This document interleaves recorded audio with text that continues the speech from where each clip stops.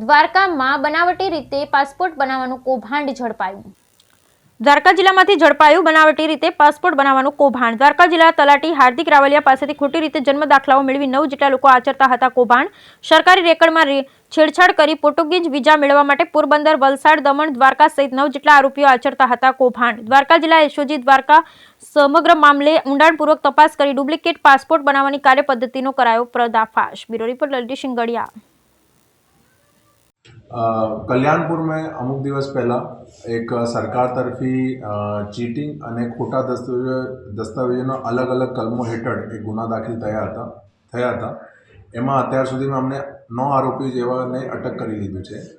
એમાં જે દ્વારકા જિલ્લા અને પોરબંદર જિલ્લાના જે અલગ અલગ લોકો જે યુકે ઝડપથી જવા ઈચ્છતા હતા એ લોકોને જે આરોપીઓ છે આરોપીઓ એના ખોટા દસ્તાવેજ ના આધારે ખોટા પાસપોર્ટ ઊભા કરીને એને યુકે મોકલતા હતા।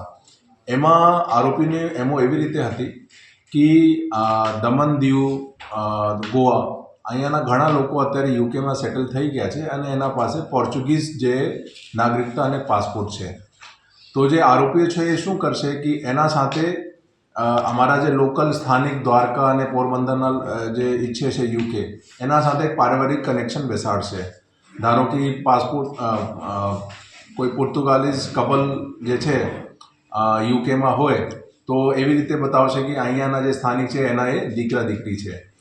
હવે એના આધારે પછી એ લોકો એક ખોટા જન્મના દાખલા જેમાં ખોટા પોતાનું નામ, ખોટા માતા પિતાનું નામ અને ખોટા જન્મનો તારીખ એક દસ્તાવેજ ઊભા કરીને પાસપોર્ટ મેળવતા હતા। એનાથી પછી એને ઝડપથી યુકેના વિઝા મળી જતો હતો અને અહીંયાની નાગરિકતાની પણ પ્રોસેસ જે છે એની સરળ થઈ જતી હતી। એટલા માટે બધું કૌભાંડ ચાલતું હતું। એમાં અમને અમારા જિલ્લા પોરબંદર